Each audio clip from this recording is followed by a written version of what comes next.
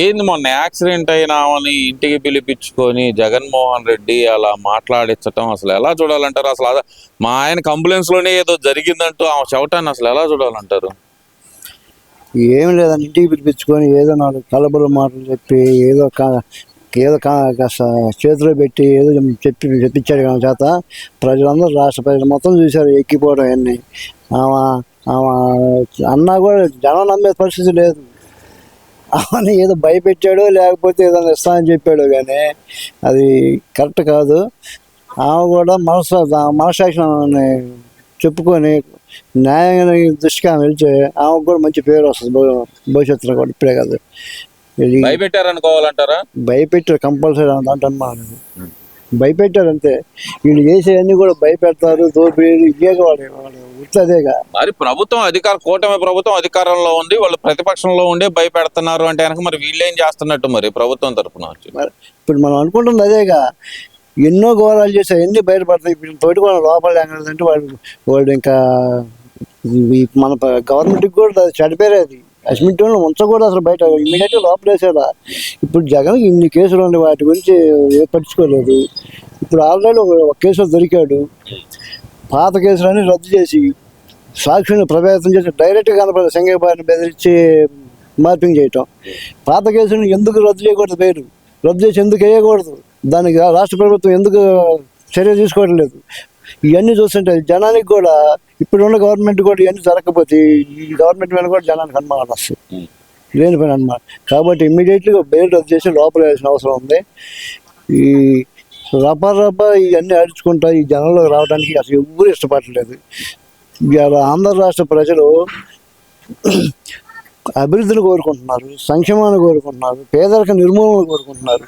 అంతే తప్ప ఈ రపరాడించుకొని కత్తులు తీసుకొని అరుక్కునే వాళ్ళని వీళ్ళని ఎవరు ఆంధ్ర రాష్ట్ర ప్రజలు కోరుకోవట్లేదు. ఎందుకు? ఎవరికి కావాలండి? కత్తులు తీసుకొని అరుక్కునే వాళ్ళు ఎవరికి కావాలండి? రాష్ట్రంలో పేద ప్రజలు పేదరిక నిర్మూలన తీసుకొచ్చే నాయకుడు కావాలనుకుంటారు. ఎవరైనా కత్తులు తీసుకొని తిరిగాడు కావాలని ఎవడన్నా కోరుకుంటాడు? బుద్ధి జ్ఞానం ఉన్నాడు. వాళ్ళు బుద్ధి జ్ఞానం లేదు కాబట్టి వాళ్ళు వృత్తి కాబట్టి చెప్తారు. రాష్ట్ర ప్రజలకు, ఆంధ్ర రాష్ట్ర ప్రజలకు బుద్ధి జ్ఞానం ఆలోచన పరిజ్ఞానం అన్నీ ఉన్నాయి. ఈ పోయినసారి ఏదో పొరపాటు పడి చెట్టు కాయల పేరు చెప్పి కాయలు అమ్ముకున్నట్టుగా వాళ్ళ నాన్న పేరు చెప్పి ఏదో వచ్చాడు.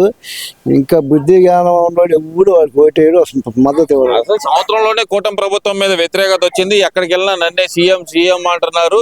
ఎంత వ్యతిరేకత ప్రపంచంలో ఏ ప్రభుత్వం రాలేదు సంవత్సరం పాలనలో అంటున్నారు కదా. మరి అది వాస్తవమేనా? నిజంగానే అంత వ్యతిరేకత వచ్చిందా కూటమి ప్రభుత్వం మీద?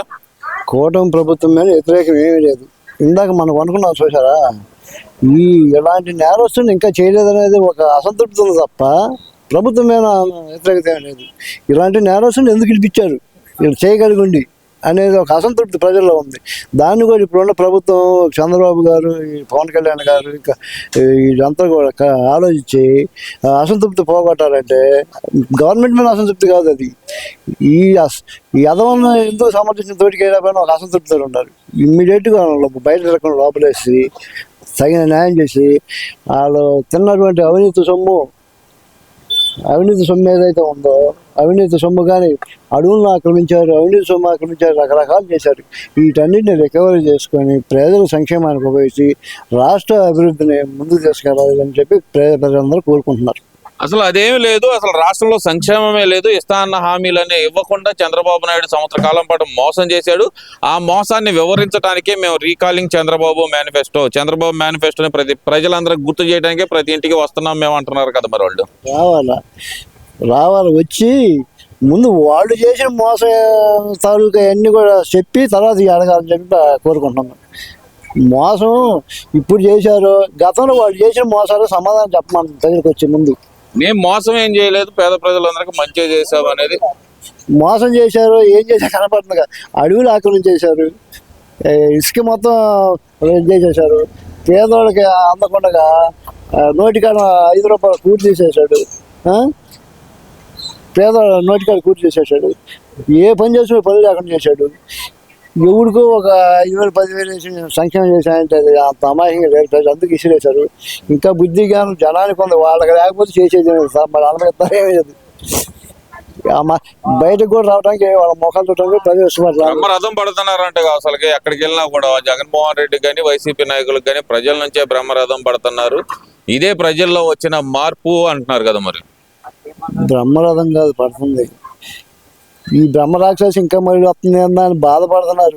ఎవరు ఎదవరు వాళ్ళకి ఉంటారు, కొంచెం ఉంటారు ఎదవరు మాట్లాడాల్సింది తప్ప నిజమైన ఆలోచించగలిగిన వాళ్ళు పేదల సంక్షేమం ఆంధ్ర అభివృద్ధి కోరుకునే వాళ్ళు ఎవరు బ్రహ్మరథం పట్టరు.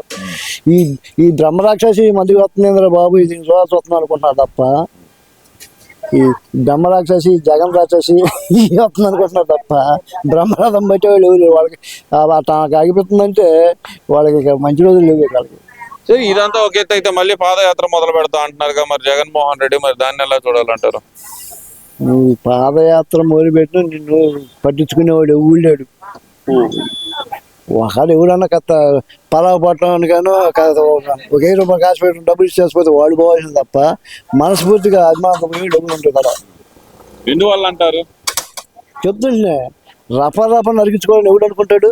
వాళ్ళు వస్తే మేము పేదలకు ఫలానా సంక్షేమం చేస్తాం, ఫలానా అభివృద్ధి చేస్తాం, ఏంది ఫలానా ఘనమైన పనులు చేసి అన్ని రాష్ట్రాల్లో అగ్రస్థానంలో రాష్ట్రాన్ని నిలబెడతామని ఏమైనా చెబుతున్నారా?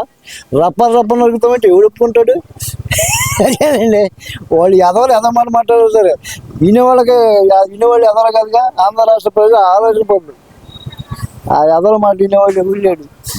ఆంధ్ర రాష్ట్ర ప్రజలు కోరుకుంటుంది రపా లేకపోతే అవి దోపిడీలు కాదు. ఆంధ్ర రాష్ట్ర ప్రజలు ఆంధ్ర రాష్ట్ర సంక్షేమాన్ని కోరుకుంటున్నారు, పేదరిక నిర్మూలన కోరుకుంటున్నారు, రాష్ట్ర అభివృద్ధి, రాష్ట్రాన్ని పక్క రాష్ట్రాల కాడికి నిన్నగా గౌరవ ఉంచుకోవాలని ఒక ఆలోచన ఉంటారు. వీడు రపా ఇవన్నీ ఆ డ్యాన్సులు వేసుకొని వాడి నాన్న సెంటర్ జైలు దింగితే రాష్ట్రాలు ఎందుకు ఈ కూటమి ప్రభుత్వాన్ని కూడా ఇంకోసారి ఈ యదవను బయట రకం లోపలేసండి. జనం ముందు వాడి ముఖం చూడటానికి కూడా ఈ జగన్ రాక్షసు వస్తున్నారని చెప్పి చాలా మంది ఇష్టపడతారు. ఆ రాక్షసు ముఖం కూడా జనం అంటే ముందు లోపల బయట రాకుండా చేసే ఆలోచన చేయమని చెప్పి కూటమి ప్రభుత్వాన్ని నమస్కారం చేసి తీసుకుంటున్నాం. అసలు ఏమి లేదంటున్నారు కదా. జగన్మోహన్ రెడ్డి సచ్చీలుడు ఇలాంటి వ్యక్తి రాజకీయాల్లో ఉండటం మన అదృష్టం అంటూ మరి వైసీపీ నాయకులు అయితే మాట్లాడుతున్నారు కదా. అదృష్టం అంటే వాళ్ళకి దోపిడీకి అనుకూలంగా ఉన్నారు చూసే కొంతమంది దోచుకోవడానికి వాళ్ళకి అదృష్టం, ఆంధ్రప్రదేశ్కి దురదృష్టం. కానీ దోపిడీ దోచుకున్న నాయకులకి ఎంపీలు ఎమ్మెల్యేలు దోపిడీ దోచుకున్న చూసేవాడు అడ్డం పెట్టుకున్నారు. వాళ్ళకి అదృష్టమే కదా. ఆంధ్రప్రదేశ్ రాష్ట్రానికి దరిద్రంగా నాడు ఆ దోపిడీదారులకి మటుకు అదృష్టం. అందుకని చెప్పి ఆ దోపిడీదారులు ఆ నలుగురిని లోపల దిగితే రాష్ట్రానికి పెట్టిన పేడ వరిపోద్ది. ఆ ఒక్క పని గట్టిగా చేయాలని చెప్పి మనస్ఫూర్తిగా పేద ప్రజలు ఆంధ్ర రాష్ట్ర ప్రజల తరఫున మనస్ఫూర్తిగా కోరుకుంటున్నారు.